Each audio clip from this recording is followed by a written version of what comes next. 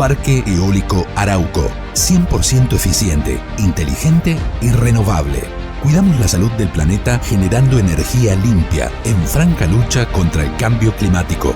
Parque Eólico Arauco, conquistando la fuerza del viento. Shell Argentina auspicia este programa. En Galicia estamos con vos, y estar con vos significa ayudarte cuando lo necesitas. Por eso tenemos préstamos personales, adelantos de sueldo, créditos para autónomos y monotributistas y alternativas de financiación para tu empresa. Conoce más en bancogalicia.com. Y si tenés dudas, escribinos en Facebook o Twitter. Encontremos juntos la mejor opción para salir adelante. Banco Galicia. Para más información y condiciones, consulta en bancogalicia.com/estamos con vos, sujeto a previo cumplimiento de requisitos comerciales y legales de Banco Galicia. Probá Viaggio Expresso, el café 100% natural en cápsulas compatibles. Comprá online en tiendaviaggio.com.ar. Con envío a todo el país o en su boutique ubicada en Salguero 2626 Palermo. Viaggio Expresso, el verdadero sabor del buen café. El Banco Provincia tiene una nueva app Cuenta DNI con la que podés mandarle plata a quien quieras, hacer transferencias a otros bancos, pagar en comercios. Una app muy práctica para esta época en donde tenemos que quedarnos en casa. Solo hay que bajarse la app en el celu y abrir una cuenta gratuita o vincular la que ya tenés sin moverte de tu casa. Es muy rápido, fácil y seguro. Quédate en casa. Usa Cuenta DNI de Banco Provincia y ten el banco donde vos estés. En Pan American Energy sabemos que trabajar para generar energía no es fácil. Por eso invertimos, nos preparamos y planificamos. Porque hacer las cosas bien es la mejor manera de hacerlas. ¿Sabías que Voi es la primera low cost de combustible y que tendrá más de 100 estaciones a lo largo del país? Ya abrió en Once, Junín, Tandil, Realicó, Azul y Chipoleti. El futuro llegó con energía posible, accesible y de todos. Para más información, ingresa a www.voiconenergia.com.ar o envía un mail a info@voiconenergia.com.ar. Voy con energía.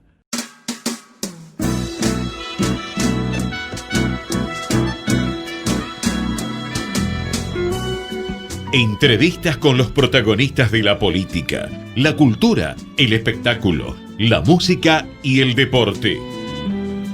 Un diálogo abierto para pensar desde una óptica diferente. Voces y Memoria, los martes de 20 a 21 con la conducción de Hernán Dobri. Buenas noches, bienvenidos a una nueva emisión de Voces y Memorias. Hoy nos acompaña un consultor de imagen, asesor político, profesor universitario. Fue presidente de la Federación de Estudiantes Universitarios de Ecuador. Es licenciado en Ciencia Política por la Pontífica Universidad Católica de Ecuador, licenciado en Filosofía Escolástica, magíster en Sociología, doctor en Derecho e Historia. Fundó su empresa de asesoramiento político Informe Confidencial a finales de la década del 70.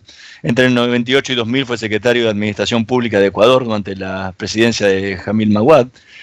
Fue director de la Facultad Latinoamericana de Ciencias Sociales, trabajó en las campañas de Álvaro Noboa, Lenín Moreno, Miguel Ángel Mancera, Marcelo Ebrard, Marina Silva, manejó las campañas a jefe de gobierno y presidencial de Mauricio Macri, es columnista del diario Perfil y profesor de la Georgetown University, además de miembro del Club Político Argentino.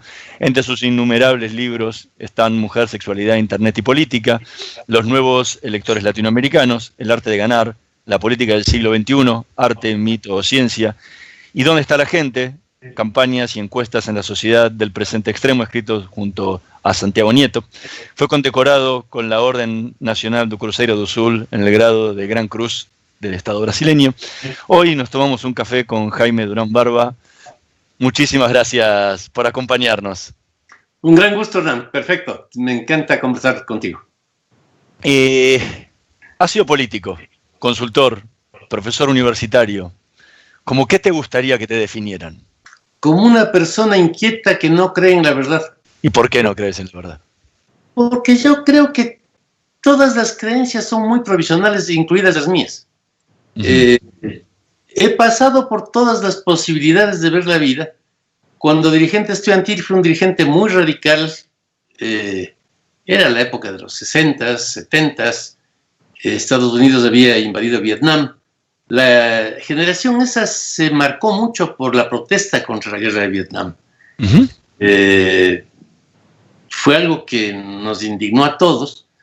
Por primera vez una guerra pudo verse en televisión con todas sus barbaridades, la masacre de My Lai, y yo creo que fue algo generacional. Yo siempre menciono que Mick Jagger en el año 68 organizó una marcha contra la invasión a Vietnam en Londres. O sea, todos los jóvenes estábamos en esa bronca. Ahora, ¿qué ocurría? Las dos grandes iglesias que daban certificados de verdad, que eran la Iglesia Católica y el Partido Comunista de la Unión Soviética, entraron en crisis ambos al mismo tiempo. Uh-huh. En la década del 60, la Iglesia Católica tiene el Vaticano II, que reforma y revisa muchas de sus ideas, y el Partido Comunista de la Unión Soviética afronta la división con el Partido Chino, cosa que es muy grave a nivel mundial. Luego pierde el control de varias cosas, invade Checoslovaquia en 1968, al mismo tiempo en que los jóvenes franceses hacían su gran revuelta, también enfrentados al Partido Comunista. Y entonces es una generación que nació, aunque éramos de izquierda, en mi caso yo era de izquierda, no éramos comunistas. Estábamos furiosos también con el derechismo de los comunistas. Cuando se dio la invasión a Checoslovaquia, los mismos que protestábamos por la invasión a Vietnam, protestábamos por la invasión a Checoslovaquia. Nos pareció una monstruosidad. Fue una época muy compleja. Yo creo que el movimiento hippie fue otra maravillosa fuente de rebeldía. De las cosas que me habrían encantado hacer en mi vida y no hice es ir al concierto de Woodstock. Me parece que fue maravillosa. Tengo todas las versiones de Woodstock.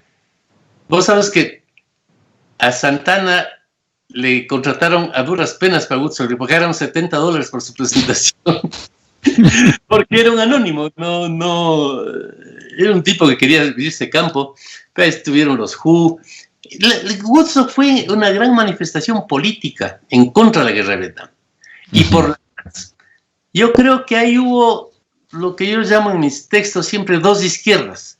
La una más vinculada a Cuba y a la revolución marxista. El Che Guevara dio la consigna de que hay que hacer 1, 2, 3 Vietnam, como él dijo en América Latina. Y con ese grito marchaban las gentes de esa izquierda marxista a hacer más Vietnam, mientras otra izquierda que estaba más vinculada a la música, a la literatura, a una revista tan sensacional como El Cordo Emplumado, a la literatura del underground, al arte del underground, estaba contra la guerra de Vietnam, pero porque quería la paz. No querían Vietnam, no querían ningún Vietnam más.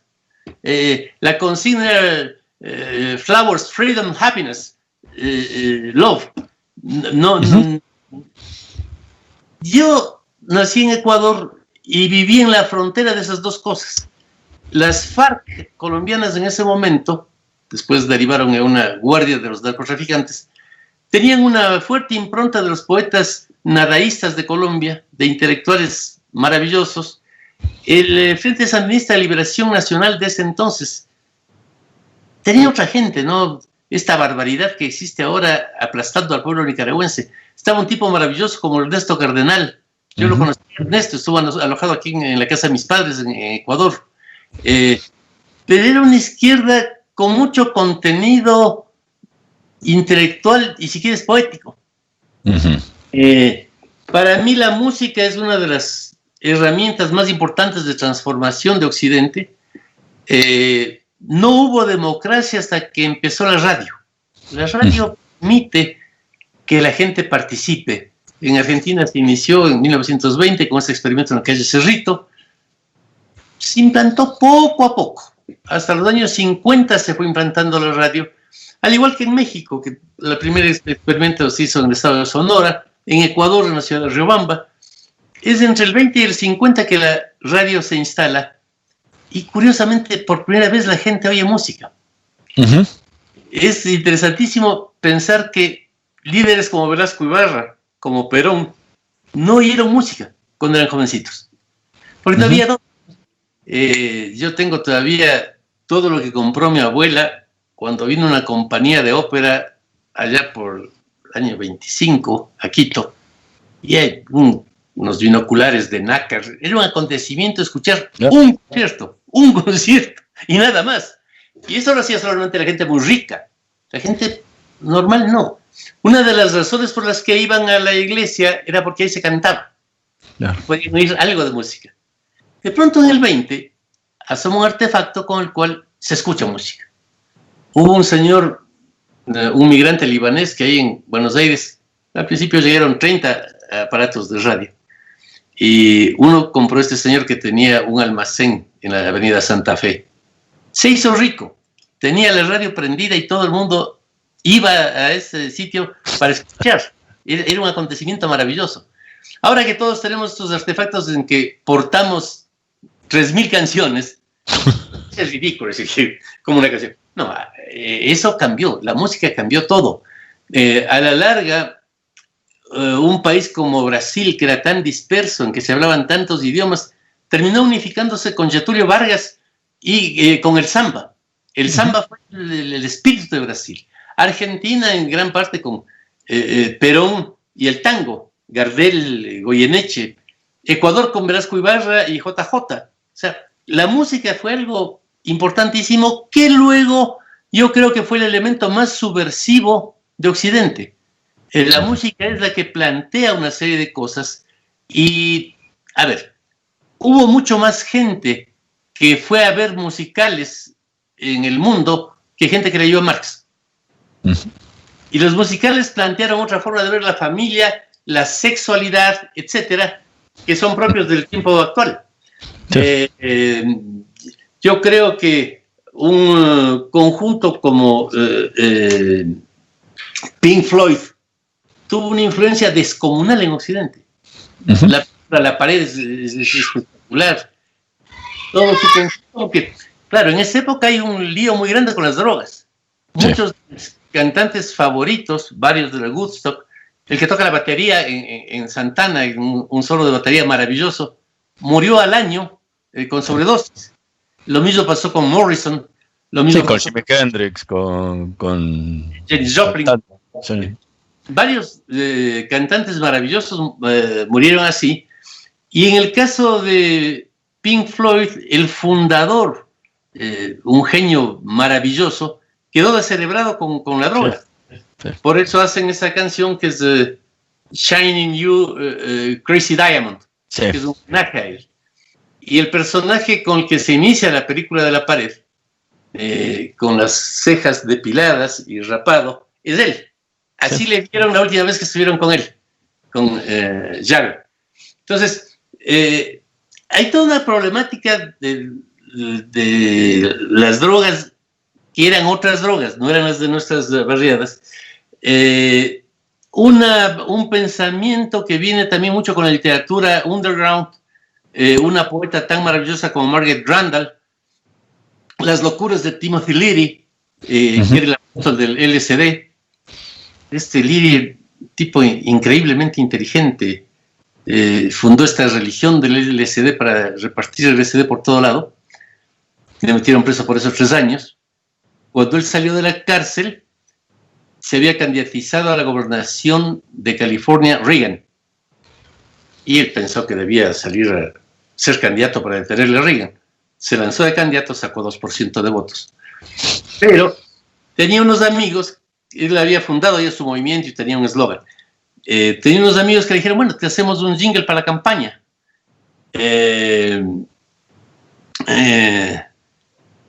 Y el lema de la campaña, Come Together, Just Now, que es la canción de los Beatles. El que hizo la música de la campaña fue Lennon.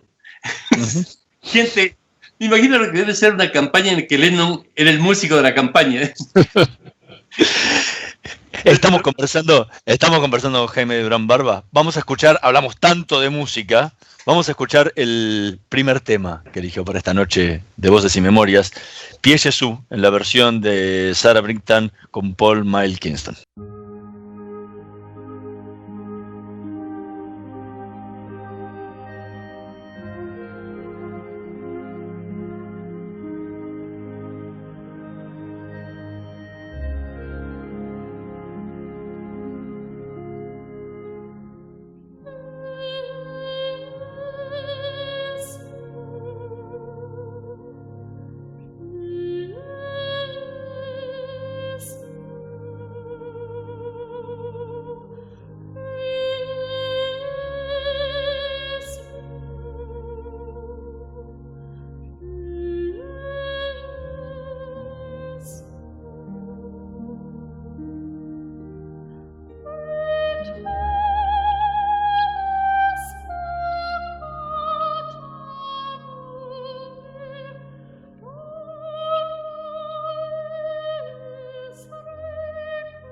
Era Pie Jesús, en la versión de Sarah Brightman y Paul Miles Kingston, tema que eligió Jaime Durán Barba para esta noche de Voces y Memorias. ¿Por qué este tema? Primero porque musicalmente es maravilloso. A mí me emociona muchas de las piezas más hermosas que se han hecho. Está compuesto por Andrew Lloyd Webber, el que hizo todos los grandes musicales contemporáneos. Webber fue el que compuso Jesucristo Superestrella, sí, Evita y tantos otros. Sí, Evita. Él estuvo en el año 73 en Argentina, cuando se presentó la ópera Hair, que fue espectacular. Yo viajé de Mendoza a Buenos Aires solamente para ir a Hair, una cosa maravillosa. Esta fue la principal obra que expresó el pensamiento hippie. Lloyd Webber estuvo ayudando a Tim Rice en el montaje de Hair en Buenos Aires. Después se fue y bueno, vino todo ese periodo convulso. Fue presidente Cámpora, Perón, Lastiri, la señora Martínez, la dictadura militar, y al cabo de ese tiempo yo terminé viviendo en Ginebra y estrenó ahí Lloyd Webber esta obra Evita. Yo había simpatizado muchísimo con el peronismo cuando vivía en Argentina, me pareció una maravilla, y conocía, bueno, yo estuve muchos años en Argentina estudiando las costumbres y el formato de los sindicatos, la UOCRA, el ESMATA, cuando desfilaban, etc. Fui a Londres y hay un momento de la ópera en que llegan los sindicatos a pedirle a Evita que sea candidata, y era Londres, todo en inglés y nada que ver con Argentina. Como Lloyd Webber había vivido en Buenos Aires, vio cómo eran las cosas en Argentina, y de pronto se veía las banderas de argentinas, los bombos, toda la forma de funcionar, y entraban el sindicato UOCRA, ESMATA, la UOM, gritando Perón, Perón, Perón, con unos bombos. Era un momento muy especial. Todos los que teníamos que ver con Argentina detestábamos la dictadura y sentíamos muy en el corazón lo que estaba ocurriendo. Y entonces pasó algo graciosísimo ahí, porque de pronto en el público hubo unas 9 personas, entre las cuales estaba yo también, argentinos, que se pusieron a gritar Perón, Perón también con los actores. Por la emoción, era más que otra cosa el rechazo a la dictadura argentina, una cosa así, inexplicable, sentimental. Pero se nos iban las lágrimas de la emoción. Fue gracioso porque se paró un ratico la obra y los actores aplaudieron y el público también. Fue muy, muy emotivo. A la salida nos encontramos y nos fuimos a un pub a tomar un trago con los argentinos y a maldecir a la dictadura. Pero esto fue Lloyd Webber. Lloyd Webber a mí me encanta. El Fantasma de la Ópera es otro musical maravilloso. Y el Requiem es espectacular musicalmente. Por eso escogí esta música. En el 73, recién estabas hablando todo del peronismo y tu tiempo en Argentina, estuviste incluso en Ezeiza para el regreso de Perón. ¿Qué sentías en ese momento? Intenté, pero no llegamos. Se armó un quilombo descomunal y terminamos. En ese tiempo yo no conocía Buenos Aires, algún acceso, hubo pánico. Fuimos en buses de la Universidad Nacional de Cuyo, estudiantes de la Universidad Nacional de Cuyo allá. Era muy emocionante. Yo conocí Argentina, lo primero que conocí en Argentina fue la ciudad de Mendoza. Cuando ganó Cámpora, el gobernador de la provincia de Mendoza fue Alberto Martínez Vaca, que pertenecía a la tendencia revolucionaria peronista, y fue una primavera revolucionaria genial, había manifestaciones, fue muy lindo, fue una linda experiencia esa. Mendoza además es una de las ciudades más lindas de Argentina, con sus árboles, sus acequias, fue una época muy, muy linda. Después pasé a vivir en Bariloche algunos años, y hacia fines de los 70 volví al Ecuador. Antes de todo esto, habías coqueteado con el anarquismo cuando estabas en la Universidad Católica de Quito y habías descubierto a Bakunin. ¿Cómo era esa vida de un joven anarquista en una universidad católica? Pasó en esa época que muchos jóvenes de las familias más ricas, con tradición, en Perú y en Ecuador nos hicimos izquierdistas. Yo descubrí a Bakunin cuando tenía 16 años, una biografía que le hizo Carr. Y con mi amigo Fernando Velasco, que es el fundador del Partido Trotskista en Ecuador, nos pusimos a armar jaleo. Ser joven y armar jaleo era inevitable. Fue una época muy hermosa. Yo entré a la Católica a estudiar Derecho originalmente, porque mi padre quería que sea abogado de sus empresas. Mi padre tenía muchas empresas con socios norteamericanos, o sea, todo lo contrario de lo que un izquierdista. Pero bueno, viví una época muy intensa de movilizaciones que giraban mucho en torno al tema de Vietnam. O sea, los jóvenes estábamos muy movilizados con eso, muy motivados.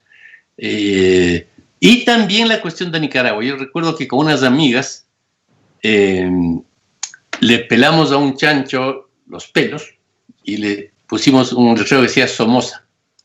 Y salimos con ese a las calles diciendo que ese era Somoza, armar jaleo. Era genial. Fue muy... Yo siempre estuve en un izquierdismo muy intelectual, no de otra cosa. Y la verdad es que nunca había visto muy de cerca a la clase obrera. Cuando llegué a Mendoza, de pronto habían obreros y sindicatos y desfilaban, me pareció genial. Era como llegar a un sitio hermoso. Y como te digo, Mendoza es una ciudad que a mí me parece maravillosa. Yo quedé enamorado de esa ciudad. Viví un par de años porque yo me licencié en filosofía acá en Ecuador, en el filosofado de los jesuitas, en donde estudian las personas que van a hacerse curas. Uh-huh. Nunca fui católico, pero en el año 67, la iglesia abrió esa facultad para personas que no fueran estudiantes de cura y levantaron la obligación de rendir las pruebas en latín. Uh-huh. Entonces, y estuve 4 años estudiando filosofía. Al cabo de eso, tuve un profesor argentino, Enrique Dussel, que dio una materia, me encantó, me pareció un tipo cultísimo, y decidí ir a Mendoza para hacer una tesis, para doctorarme, sobre el pensamiento de Aníbal Ponce, un pensador socialista brillante de Argentina, y de José Carlos Mariátegui y el peruano. A eso fui. Me encantó Mendoza, después pasé a Sociología en Bariloche, otra ciudad muy linda. Ahí pasé algunos años con maestros estupendos, gente muy preparada. Y ahí conocí a Manuel Moray Araujo, que es uno de los maestros que más influyó en mi vida. Él me convenció de que esto de la democracia podía tener algún sentido, y las encuestas y estas cosas que me parecían sospechosas en ese tiempo. Recién, antes de comenzarte, me decías que soy un maestro natural. Me encanta dar clases. ¿Qué sentís y qué transmitís? ¿Y qué buscás transmitir en el aula cuando tenés tus cursos en la universidad? Aprendo mucho. Yo creo que el que más aprende es el profesor. Tengo que preparar la materia.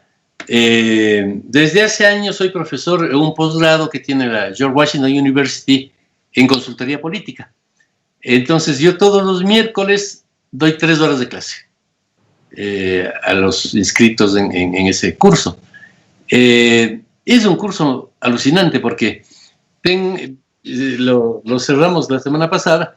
He tenido en este curso alumnos españoles, alumnos que estaban en Nueva York, uno italiano, varios de Brasil, varios de México. Y cuando empezó el curso no pasaba nada, un curso normal, estábamos hablando de la teoría, las campañas electorales y eso. Y en eso asomó la pandemia. Y varios de mis alumnos estaban en sitios terribles para la pandemia. Una de mis alumnas era una periodista que trabajaba con el alcalde de Nueva York. Y bueno, fue inevitable, es un curso de comunicación política, que me dijeron, maestro, ¿qué le parece? ¿Qué aconseja? Porque ¿cómo comunicamos esta monstruosidad? Estamos viviendo una cosa terrible. Y hablaba el español y hablaba italiano. Entonces, el curso se convirtió este año en un seguimiento en vivo de la pandemia con periodistas y políticos de buen nivel que decían lo que pasaba en su país y discutían con nosotros. Fue un curso absolutamente alucinante. Muy dramático también y doloroso, ¿no? A mí esas cosas, yo soy muy sensible, detesto la violencia, detesto la muerte, y lo que contaba especialmente la alumna de Nueva York era muy estremecedor, ¿no? Pero bueno, tocó vivir esa experiencia interesante que me ha llevado a leer muchísimo. Nuestra universidad está muy conectada con otras universidades del mundo. Hemos estado intercambiando papeles, cosas todo el tiempo, y vamos a sacar, porque Santiago Nieto estaba dando otra materia en el mismo posgrado. Creo que si nos va bien vamos a sacar un librito sobre la pandemia y las relaciones de las personas con las cosas y con la política después de la pandemia. Es que va a dar para mucho análisis, ¿no? Porque nunca se ha visto el mundo paralizado todo al mismo tiempo, con alternativas de cómo combatirlo diferentes, sin importar la ideología, de derecha, de izquierda. Va a dar para mucho análisis político, sociológico, histórico, ¿no? Además, porque esta pandemia es una consecuencia de la globalización. Ya venía dándose algo que yo he tratado en mi materia ya en los últimos 4 años, que es que las organizaciones de la sociedad industrial se fueron al diablo. Los partidos políticos, muchos temas. O sea, la gente masivamente desde hace años viene diciendo que odia a la política y a los políticos. Uh-huh. ¿Por qué? Porque la gente se ha ido independizando. Según evolucionó el Internet, cualquier persona se comunica con cualquier otra, se arman redes de amigos virtuales y creen más en sus amigos que en la propaganda electoral o que en el candidato. Sí. Son redes de seres. Hay un autor, Penland, que estudia esto, un libro excelente que utilicé en este curso. Y entonces termina ocurriendo lo del Líbano, que es una de las sublevaciones más curiosas, en que Líbano durante años tuvo un orden religioso político, en que hubo un pacto por el cual el presidente es maronita, el presidente del Congreso es sunita, tal. En Líbano hay varias religiones que en su momento tuvieron ejércitos y estaban armadas. Ha funcionado bien, hasta que hace un año el gobierno puso un impuesto al WhatsApp. ¿Cómo que WhatsApp? Se unificaron todos para ver que caiga el gobierno. Y la demanda del Líbano, que estaba hecho una furia, cuando empezó la pandemia, hicieron un break y ahora están empezando otra vez, es que existe un gobierno en que todos los integrantes no tengan nada que ver ni con la política ni con la religión. Es un disparate. Todos tenemos alguna relación con la política. Pero es el odio a la vieja política. De alguna manera Trump representa eso en Estados Unidos. Es un antipolítico, es a ratos antirracional también, pero es una reacción frente al viejo establishment norteamericano, más profundo que la política. Es una rebelión contra la forma de ser, la forma de hablar, etc. Bolsonaro es otra cosa semejante en Brasil.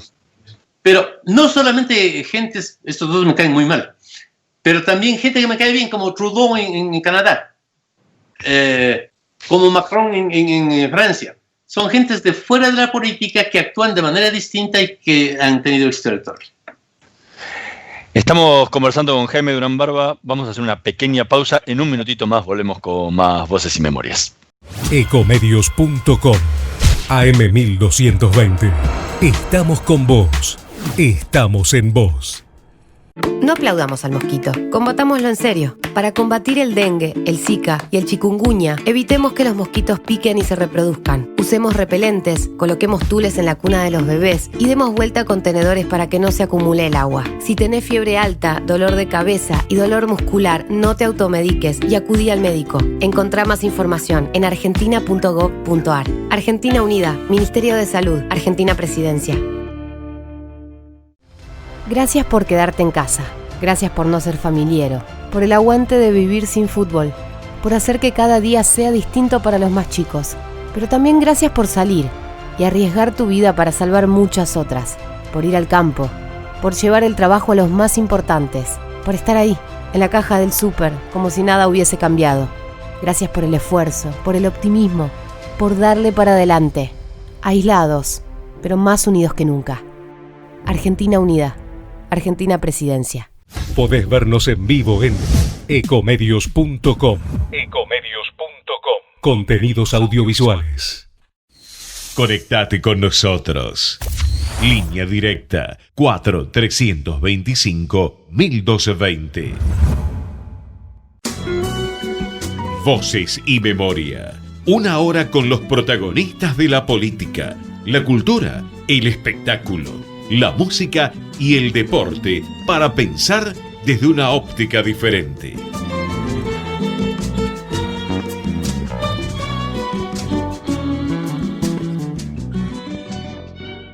Seguimos en Voces y Memorias conversando con Jaime Durán Barba. Recién hablábamos un poco de la formación universitaria, las épocas que simpatizaba con el anarquismo, pero también su infancia estuvo atravesada por los viajes a las sierras ecuatorianas, donde su familia tenía grandes extensiones de tierra y salía incluso a cazar con los jíbaros. ¿Cómo fue esa infancia mezclada con los indígenas ecuatorianos? Ecuador es un país que en realidad está constituido por 3 países distintos. La costa son tropicales, son muy parecidos a los centroamericanos. Sí. La sierra, donde vivimos los serranos, yo soy de la montaña, en donde hay comunidades indígenas quechuas antiguas, y el litoral y la Amazonía, que es la región amazónica totalmente distinta, en donde hay indígenas amazónicos que no tienen nada que ver con los serranos. Entre ellos hubo 2 naciones indígenas muy agresivas, los Aushiris, a los que los españoles llamaron Auca. La palabra Auca significa salvaje. Y ellos se enojan mucho cuando usted les dice Auca. No, Auca no, yo soy Aushiri. Y al sur estaban los que los españoles llamaban jíbaros. Jíbaro es una palabra que se inventó para señalar a los perros salvajes que se volvieron locos en Cuba. Entonces, jíbaro significa perro salvaje agresivo. Ellos en su idioma se llaman shuar. Mi padre tuvo haciendas de ahí. Estuve varias veces las vacaciones con ellos y fue para mí muy interesante porque, claro, en mi escuela aquí de Quito, serranos, conservadores, tenían pánico y odio a los jíbaros. Decían, no son jíbaros, son shuar. Y son unas excelentes personas. Yo pasé divino con los shuar, me cargaban, íbamos, cazábamos, pescábamos, me parecía gente maravillosa. Más allá de que en la casa de mi padre había 7 cabezas reducidas, pero los jíbaros hacían zanzas, se llama así en su idioma, que es una cabeza reducida. Entonces le cortan la cabeza a alguien y toda la cabeza termina reducida a una cosita así, como una mano, y es una zanza. En mi casa de mi padre había 6 zanzas de indígenas y una zanza de un misionero norteamericano, al que le habían hecho zanza. Entonces, lo genial de la zanza es que conserva exactamente el rostro de la persona. O sea, no se deforma en nada. A ese norteamericano se le veía clarito, era un tipo pelirrojo con barbita. ¿Sí? Claro, cuando uno es niño no distingue mucho las cosas. A mí me parecía normal que haya zanzas en la casa. En realidad eran cabezas de seres humanos. Y cuando mis compañeritos me preguntaban, ¿y las zanzas? Yo, sí, en la casa hay. ¡Zanzas! ¡Qué bestia! ¿Y esos tipos no te hacen nada? No, porque, claro, cuando entras dentro de una cultura, las culturas tienen su lógica. Estaba permitido hacerle zanza a alguien si era hermano de alguien que fue asesinado. O sea, si un tipo asesinaba a mi hermano, yo podía hacerle zanza al asesino.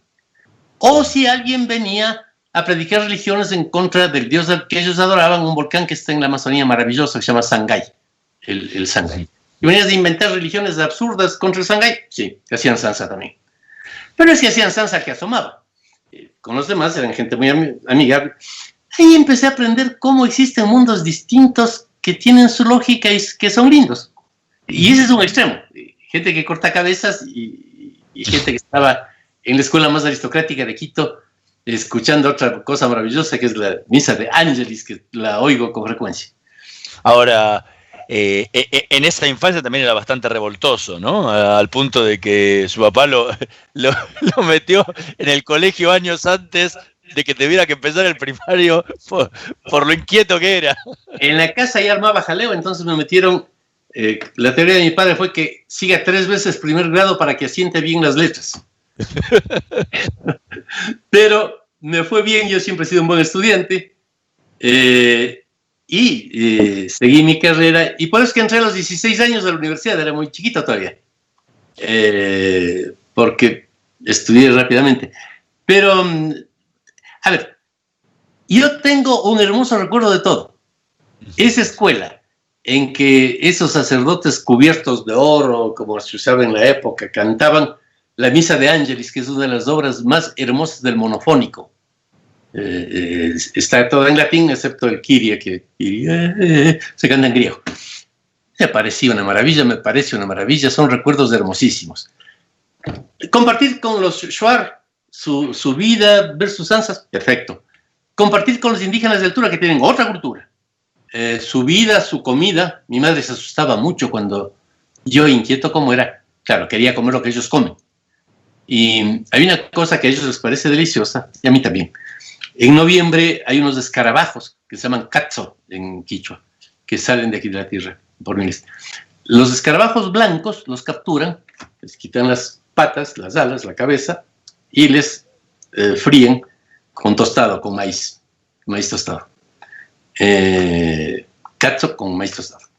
Mi madre me dijo alguna vez, cuidado con esas porquerías de los indios, es muy peligroso, se puede enfermar. Salía disparado, me metí entre ellos a comer los catzos, riquísimo. Me parecía una cosa excelente. Y me parecía interesante su cultura, sus fantasmas. Salir de noche con el José por la hacienda, encontrar huaycaciques. Los huaycaciques son unos demonios. Yo nunca lo vi, pero sí escuché varias veces al huaycacique, debo confesarlo. Son los demonios que se disfrazan de niños tiernos y lloran en la maleza. Bueno, es la cultura indígena de la altura, una cosa maravillosa también. Pero esto creo que me dejó como quedé, una persona que puede vivir en las más distintas realidades respetándolas. Los Shuar tenían su mundo precioso, la escuela más reaccionaria del mundo, el suyo, muy lindo. Los indios y sus catzos, perfecto. Y así fue mi vida. Después estuve un tiempo en Asia del Sur, en África Oriental. Mi base de trabajo era un país que se llama Sri Lanka, que es una isla que está frente a India. Sri Lanka es la gran sede del budismo. Es para los budistas lo mismo que Roma para los católicos. Buda nunca vivió ahí porque él vivió en el Uttar Pradesh, entre Nepal y India. Pero Buda prohibió que se usen elementos animales para nada. Entonces los budistas no pueden usar cueros, ni para cinturones, ni para escribir. Entonces, las enseñanzas del Buda no tenían algo durable en qué escribir. Escribían en hojas y se podrían las hojas, un desastre. No existía en esa zona el papiro que existió en el Mediterráneo.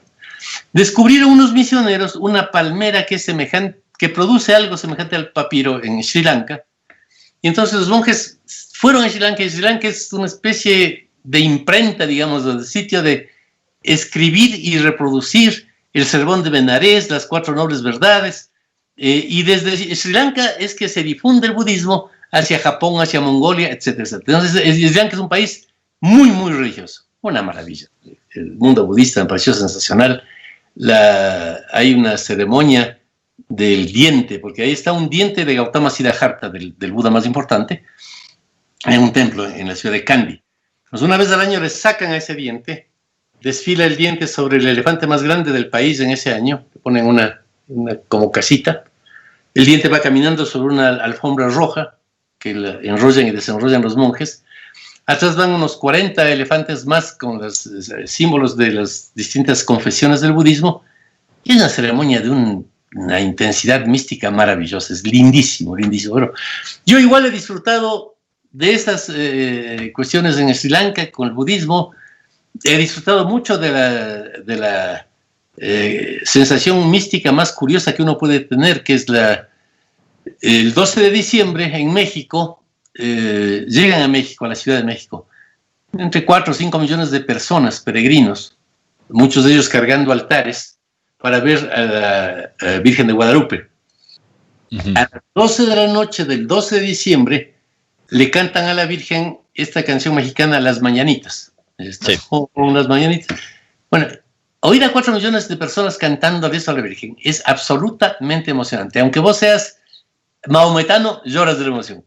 Es una cosa lindísima. Son experiencias distintas que las he vivido con mucho respeto. Yo nunca me he sentido turista que ve a tipos locos. No, me he sentido un ser humano más que comparte con otras experiencias que no son las mías usuales. Pero esto de ser extranjero, yo he sido extranjero casi toda mi vida. Siempre he vivido en los países que se te ocurra. Conozco más de 100 países. Siempre he sido extranjero y siempre hay una xenofobia contra el extranjero. Y estoy acostumbrado a eso, pero me permite tener al mismo tiempo que integrarme a una cierta distancia de la sociedad en la que estoy. Entonces, son experiencias curiosas. Tuve 2 años de paso por la política. ¿Cómo se sintió siendo político y no un asesor que acompaña a políticos? Nunca he querido ser político. Me parece espantoso. Hubo una guerra que duró 160 años entre Ecuador y Perú. Una guerra repugnante. Yo cuando entré a la escuela aprendí que los peruanos son descendientes de Caín, los ecuatorianos de Abel, y tenemos la misión de exterminar a los peruanos. Eso me dijeron en la escuela. Y todos los niños creían eso. Tuve la suerte de conocer a una familia peruana amiga de mis padres. Y me pareció gente maravillosa. Dije, es una mentira. No son unos monstruos peruanos. Después fui vinculando más a Perú y me hice un activista total en contra de la guerra con Perú. Soy pacifista, estoy contra toda guerra, pero contra Perú, un país hermano latinoamericano, me parecía una monstruosidad. La campaña de Yamil Maguad en 1998 fue exitosa, yo fui el jefe de campaña, y ahí Yamil me dijo, mira, vos eres un pacifista fanático, ¿qué tal si te nombro lo que aquí se llama secretario general del gobierno, que es como el jefe de gabinete argentino, pero con un poco más de ceremonial y boato? Sí, que a mí me parece una ridiculez. Yo odio el boato.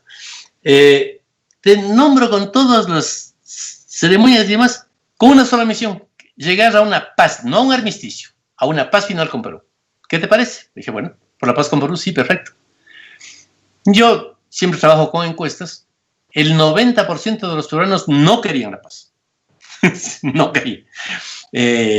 Muchísimos decían que antes que destruyamos Lima no cabía ni conversar con los peruanos. Y la verdad es que somos un país chiquitico al cual Perú nos podía aplastar con toda facilidad. Era una locura. Fue un trabajo muy intenso, muy hermoso. Fue el trabajo que más me enorgullece en la vida, haber logrado, no fui yo, pero haber colaborado para que se dé esa paz. Y por mi papel en ese proceso de paz es que el presidente Fernando Henrique Cardoso me dio esa condecoración, que es la más alta que da Brasil. Y es cuando uno es funcionario público te condecoran por cualquier pelotudez y otras che, se inauguró una escuela, gracias señor ministro. ¿Qué escuela? A la basura esa porquería.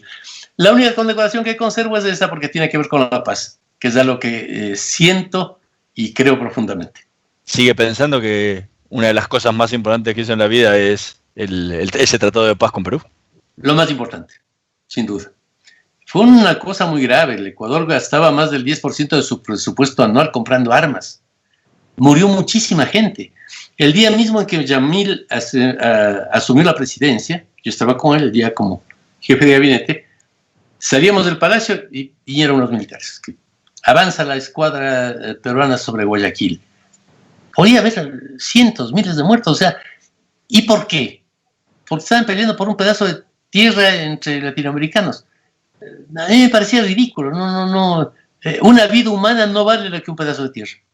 Entonces, me metí de cabeza en eso porque era algo que realmente sentía. Recién decía que no le gusta la política.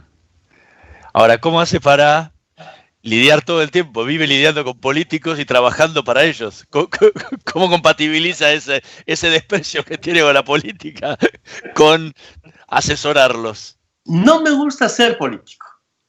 Creo que la carrera de los políticos es tremendamente dura. Si vos ves la foto de cualquier presidente, cualquiera, cuando asume y cuando sale, ves que en 4 años envejeció 20 años. Sí. Es terrible. Yo esos 2 años los viví, era un despelote universal, entre que las guerrillas de Colombia habían ingresado por el norte y teníamos por el sur la guerra con Perú. Era muy complicado y no dormía nunca. Viví mucha tensión y siempre he visto a los presidentes, he trabajado con bastantes presidentes, cómo sufren la presidencia. La idea que tienen las personas de fuera es, el tipo este está loco por ser presidente, qué suerte, goza mucho. No, que va a gozar nada. Siempre hay líos, siempre hay problemas. Me parece muy duro. No tengo vocación para esa. Y también por mi temperamento. Yo sigo siendo el de siempre. Nunca me gustaron los ternos, las corbatas, las ceremonias. Siempre cuando fui jefe de gabinete rompí el protocolo porque me sentaba junto a la persona que me parecía interesante para conversar, no en el sitio que la Cancillería me asignaba. Tengo mucha influencia de autores. Una de las cosas que más hice es leer literatura. Leo como loco. Si ves atrás mío, está mi biblioteca. En este departamento tengo 10.000 volúmenes. Entonces, de los cuales la mitad son literatura. Política, mucho menos. Mucho de teología. Me encanta el tema de la teología. He estudiado mucho teología islámica, budista, obviamente católica, menos la judía, pero he empezado a estudiarla desde que estuve más de esta época en Argentina. Me gusta estudiar, ver las distintas cosas, pero no soy yo para ceremonias. Me aburren los discursos, me aburren las solemnidades. Recuerdo que cuando llegué por primera vez a mi despacho, estaba un señor ahí de protocolo. Me dijo, buenos días, excelentísimo señor. Dijo, excelentísimo, ¿y por qué? Lo más que podría decirme es que buenos días, señor, un poquito mejor que ayer, pero resulta ridículo. Así que dígame Jaime, simplemente no soy excelentísimo ni nada. A mí me aburren todos los títulos. Nunca he usado el título de licenciado, de doctor, ni de nada, ni de ministro. No. Soy un ser humano simplemente que trata de comprender el mundo con libertad. Ahora, la política es apasionante, la he estudiado muchísimo. Tuve la suerte de conocer a los grandes fundadores de la consultoría política norteamericana, entre ellos a Joe Napolitan, el consultor más importante de la historia. Cuando lo conocía era una personalidad. Él fue el director de campaña de John F. Kennedy en el año 60. Joe era un tano norteamericano de Nueva York con un sentido del humor extraordinario, una cultura descomunal. Él fue mi maestro que me enseñó la consultoría. En el año 2000 nuestra universidad le pidió que actualizara un texto suyo y Joe dijo que quería que más bien, no sé si está por aquí, sea un consultor de la nueva generación el que lo actualice, y sacamos un libro conjunto que se llama Siempre el daño al poder, un libro de Napolitan y mío. Yo era genial, era un tipo con un sentido de humor enorme. Él participó en las campañas de 21 presidentes, desde Giscard d'Estaing hasta Numeri en Sudán, Ferdinand Marcos en Filipinas. Conocía a todo el mundo, era un tipo maravilloso, Napolitan. Y bueno, con él me vinculé, aprendí esta profesión y me encanta estudiar la política, pero no me gusta tener ningún cargo. Nunca, excepto esos 2 años, nunca he tenido un cargo de ningún tipo. Ha ayudado a muchísimos candidatos a llegar a ser intendentes, gobernadores, presidentes, sí, etcétera. ¿Qué se siente cuando se pierde una campaña? Es algo que también pasa. Tú no podrías decir que los hospitales deben cerrarse en el mundo porque han muerto 400.000 personas estos meses. Se han muerto, sí. No era deseable, pero pasa. Un buen profesional en mi materia gana más campañas de las que pierde. Ahora, no es que se controle una campaña. El asesor es asesor. El que gana o pierde es el candidato. Un buen candidato gana y el asesor influye mucho para darle buena información para que gane. Pero un mal candidato, por genial que sea su asesor, no va a ningún lado. Ahora, es difícil. ¿Qué es eso de buen candidato y mal candidato? Sí. Buen candidato, según los políticos tradicionales, es una cosa. Buen candidato desde el punto de vista de la gente es otra. Es un gran candidato. Tiene el rechazo de toda la comunidad académica norteamericana. En ninguna universidad que tú pises en Estados Unidos, Trump tiene votos. Seguro. En la universidad en la que yo trabajo, los republicanos son anti-Trump todos.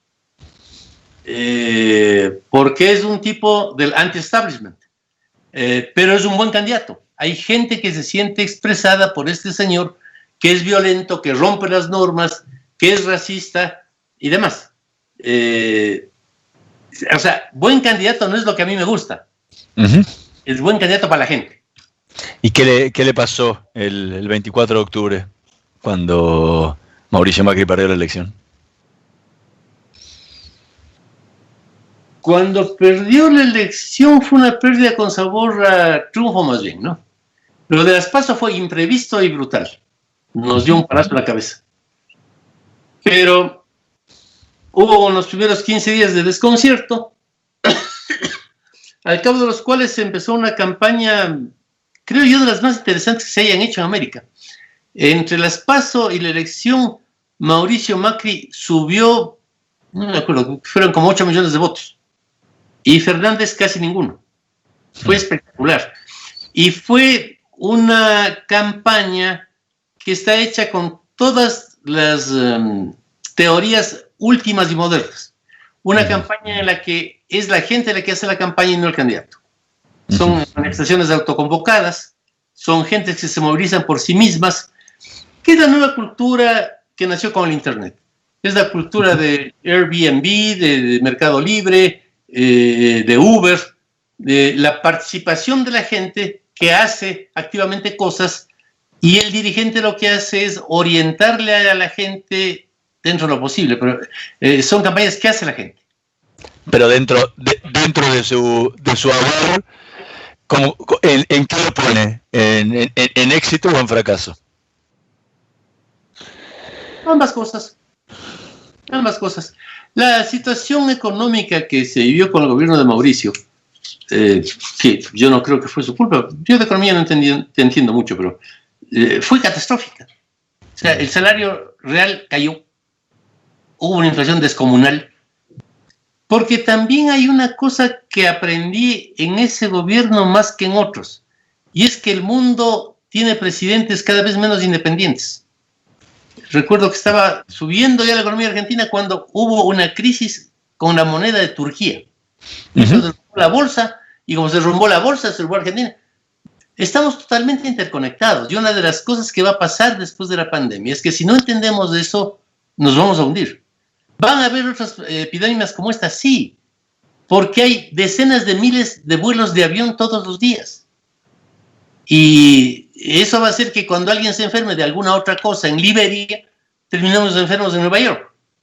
El mundo se interconectó, las cadenas de producción están interconectadas. Y creo que será necesario llegar, no sé cómo, pero a algún acuerdo para que ciertas cosas sean controladas a nivel mundial. Estamos destruyendo el planeta. Es real. Hay que defender la vida del planeta. No por pose, sino porque si no nos vamos a morir. Eso solamente puede hacer una coordinación de países que tengan una política hacia los animales, hacia el agua, hacia el plástico, hacia las energías no renovables. O sea, hay un montón de cosas que están pasando y que a veces la gente con menos conexión a la ciencia no les da importancia, pero eso está. Jaime Durán Baba, muchísimas gracias por habernos acompañado esta noche de Voces y Memorias. Un gusto, Dan, muchas gracias. y no sé si no hubo un tema muy coherente para conducir, pero bueno, estuvo interesante la conversación. Nosotros nos vamos a reencontrar la próxima semana en la operación técnica Gerardo Subirana y Carlos Heinze. En la edición Javier Martínez. Nos vemos la próxima semana. Chau. Si salís a caminar o a practicar deportes, no ensucies los espacios naturales. La basura no vuelve sola a casa. Llévala con vos hasta un contenedor de residuos. Es un consejo de Parque Eólico Arauco. Compromiso con el ambiente, compromiso con la vida. Shell Argentina auspició este programa. En Galicia estamos con vos, y estar con vos significa ayudarte cuando lo necesitas. Por eso tenemos préstamos personales, adelantos de sueldo, créditos para autónomos y monotributistas y alternativas de financiación para tu empresa. Conoce más en bancogalicia.com. Y si tenés dudas, escribinos en Facebook o Twitter. Encontremos juntos la mejor opción para salir adelante. Banco Galicia.